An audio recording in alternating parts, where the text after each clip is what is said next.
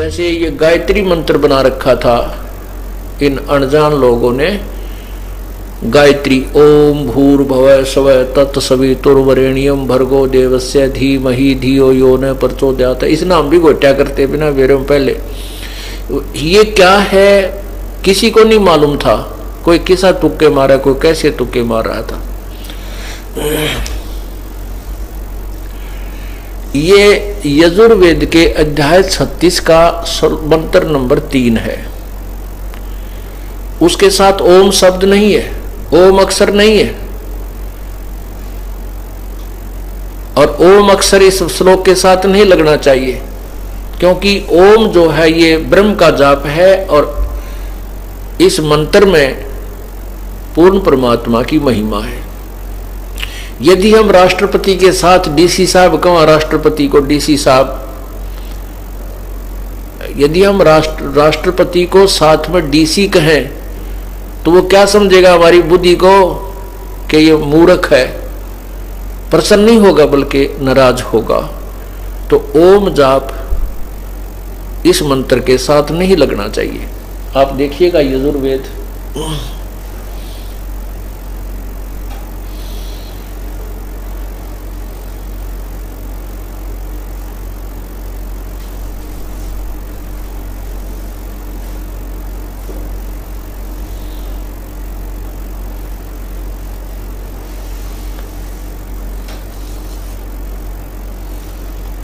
आपको यजुर्वेद दिखाते हैं।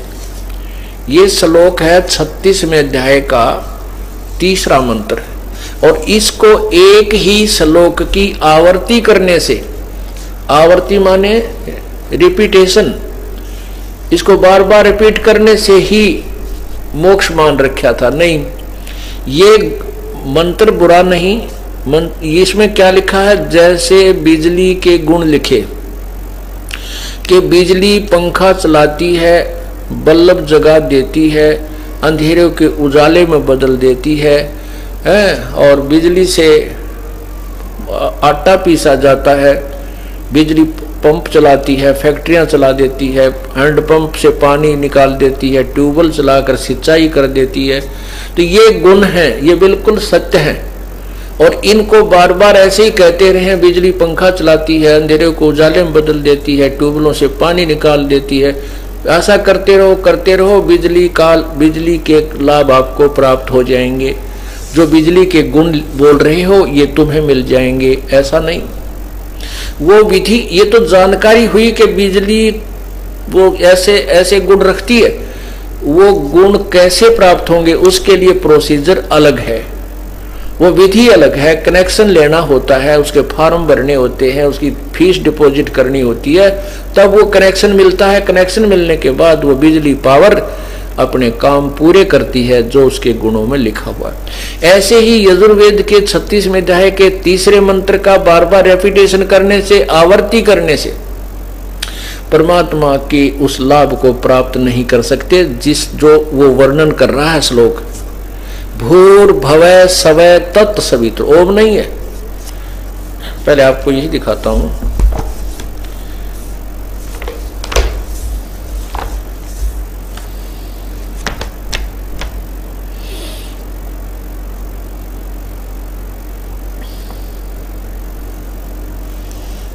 ये देखिएगा, ये है यजुर्वेद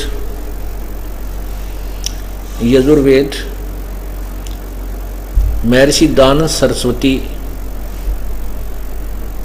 द्वारा अनुवादित, इसका अनुवाद किया गया है।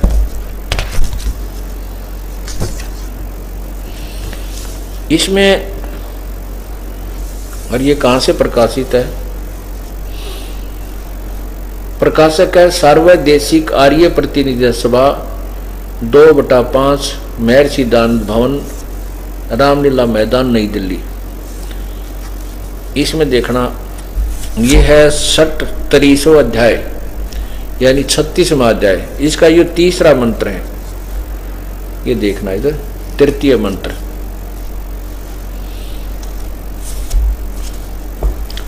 ये 3य मंत्र है। यहां से शुरू होता है भूर्भुवः स्वः तत्सवितुर्वरेण्यं भर्गो देवस्य धीमहि और धियो यो ने प्रचोदयात्। अब आपने देख लिया। अब इसका क्या अनुवाद किया स्वामी जी ने, ये देखो। ये मंत्र आपने तीसरा देखा है और ये पृष्ठ नंबर 1155। इसका अनुवाद इन्होंने 1156 पे किया है। ये 1156 पे क्या लिखा है?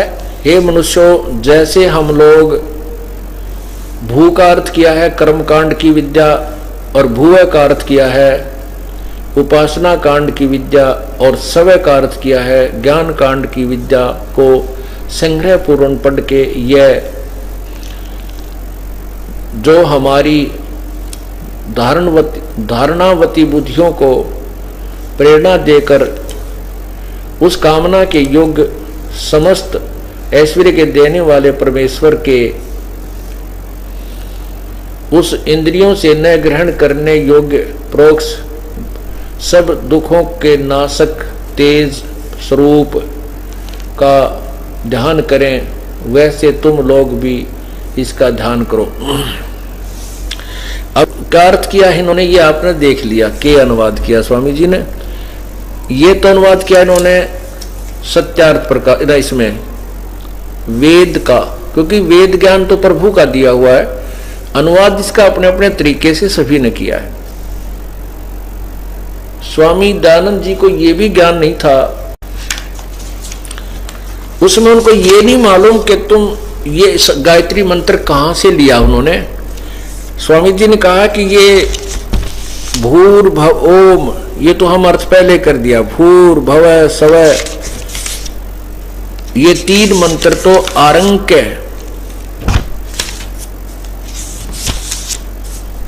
आरंक्य एक ऋषि का लिखा हुआ शास्त्र है, उस आरंक्य से लिए हैं और शेष के बारे में कुछ नहीं लिखा। इसके अनुवाद में और उसके अनुवाद में दिन रात का अंतर है। इसमें लिखा है भू का अर्थ कर्मकांड की विद्या, ज्ञान कांड की विद्या आदि आदि। ये देखिए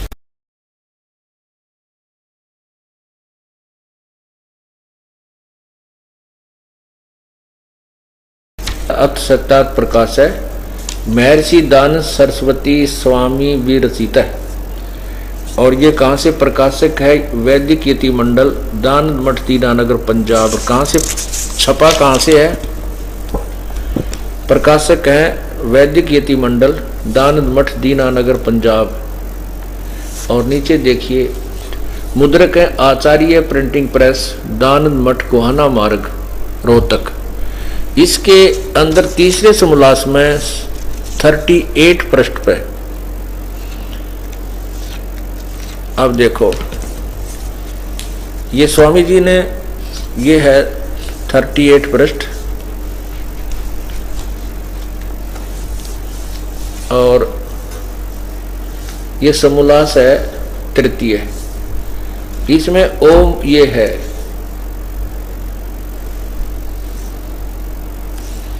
ओम पहले लिखा है ओम भूर्भुवः स्वः तत्सवितुर्वरेण्यं भर्गो देवस्य धीमहि धियो यो न प्रचोदयात् है। इस मंत्र में जो प्रथम ओंकार है, इसका अर्थ प्रथम समोल्लास में कर दिया है, वो तो पहले लिख दिया इन्होंने, वहीं से जान लेना। अब 3 महाआहुतियां, व्याहुतियों के अर्थ संक्षेप में लिखते हैं। भूरित व प्राण आदि से, ये है जो इस जगत के जीवन का आधार प्राण से भी प्रिय और स्वयंभू है, उस प्राण का वाचक होके भू परमेश्वर का नाम है।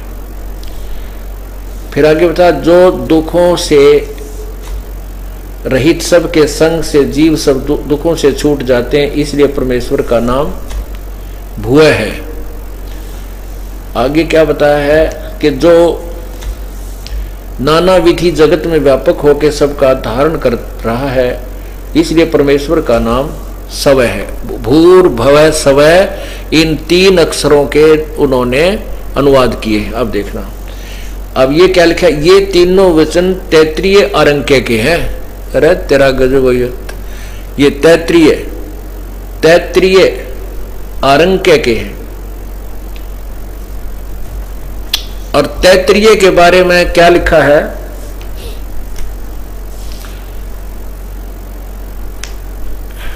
एक याज्ञवल्क्य नामक एक ऋषि हुआ है, याज्ञवल्क्य, और वो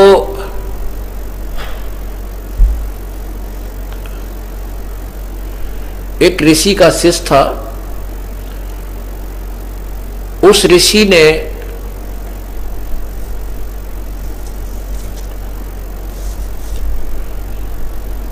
एक संतों की, ऋषियों की आज्ञा का उल्लंघन कर दिया था याज्ञवल्क्य की गुरु ने, और जिससे उनको श्राप लग गया ब्रह्म हत्या का। उसने अपने ही भांजे को मार दिया। तो उसमें उस ब्रह्म हत्या के निवारण के लिए उस गुरु ने याज्ञवल्क्य तथा अन्य ब्राह्मणों से कहा भी कोई ऐसा यत्न करो जिससे मेरी ब्रह्म हत्या छूट जाए। तो याज्ञवल्क्य कहते ये तो बलहीन है दूसरे ब्राह्मण, मैं अकेला ही इस अनुष्ठान को कर दूंगा। इससे वो गुरुजी नाराज हो गया, इतना क्रोधित हो गया कि मैंने जो तुझे पढ़ाया है उनको तू वापस कर दे। तो कहते हैं उस याज्ञवल्क्य ने वहां वमन कर दी, रक्त की उल्टी कर दी रक्त की, और उसमें से वो जितना उससे पढ़ा था वो सारा नीचे उलट जमीन पर उलट दिया। और कहते हैं वो दूसरे तैत्रीय किस लिए कहा गया कि उन्होंने दूसरे जो तीतर बन करके उनको ग्रहण कर लिया, वो उल्टी की हुई, और उनको उन्होंने फिर ज्ञान हो गया उनको, वो फिर तैत्रीय उस जो याज्ञवल्क्य के द्वारा उल्टी की हुए वो ज्ञान था उसको तैत्रीय आरंक्य कहा जाने लगा। और उस तैत्रीय आरंक्य का सहयोग लिया है, स्वामी जी ने बताया है कि भूर्भुवः स्वः ये आरंक्य तैत्रीय के हैं, वहां से लिया गया है। अरे की तड़ंगा जा ठाया, ओ तेरा गजब है, सर ने पैर की तय।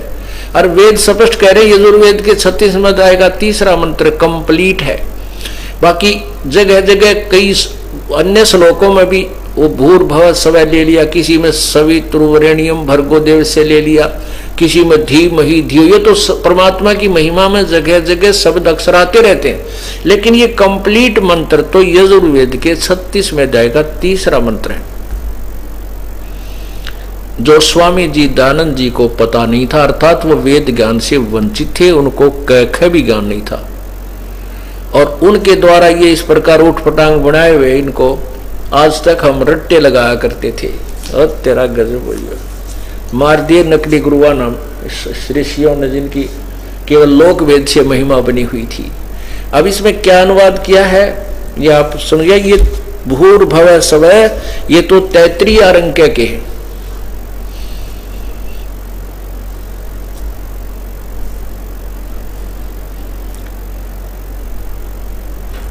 और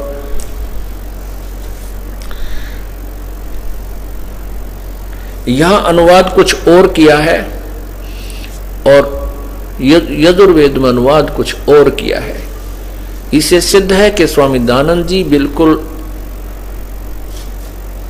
ज्ञानहीन थे, इनको कोई ज्ञान नहीं था भक्ति का, ना समाज के बारे में ज्ञान था। इन्होंने सब जगह बकवाद गढ़ रखी, इंद्री केवल उल्टा ज्ञान ठोक रखा है। आपने 4था अध्याय पढ़ा होगा, हाय हाय ये भगवान। इस सत्यार्थ प्रकाश को तो जहां दिखा वहीं आग लगा देनी चाहिए। एक समय ऐसा आएगा कि इसके नाम से नफरत हो जाएगी, क्योंकि ना तो ये मोक्ष मार्ग है, ना ही किसी समाज में अप्लीकेबल करने योग्य है ये सत्यार्थ प्रकाश का ज्ञान, और न ही इसमें कोई खगोल भगोल का ज्ञान ठीक है। सूर्य पर आदमी रहते हैं, मनुष्य रहते हैं, पृथ्वी की तरह रहते हैं, ऐसे गपौड़ और बकवास भर रखी इसमें। ये भगवान, ये परमात्मा। और अब तक इसको बड़े रुचि से पढ़ा जा रहा था, दास ने किसी समाज को बुरा नहीं कहा, महर्षि दयानंद जी को बुरा नहीं कहा, ना उसको ठग चोर लुटेरा या कोई ऐसा वैसा कहा, लेकिन ज्ञान के ऊपर एक निर्णायक टिप्पणी दी है जो आपके प्रत्यक्ष समक्ष प्रत्यक्ष है। तो इसमें क्या देखा आपने कि जो इस तरह के श्लोक बनाकर इस तरह की साधनाएं हमें बताई गई थी कि केवल एक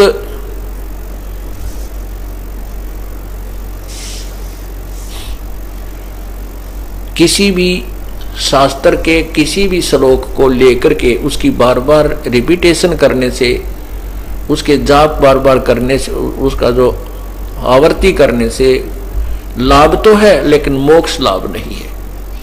लाभ कितना है कि उससे जानकारी होती है, परमात्मा की महिमा का परिचय होता है, लेकिन वो परमात्मा हमें लाभ कैसे देगा उसकी विधि अलग है।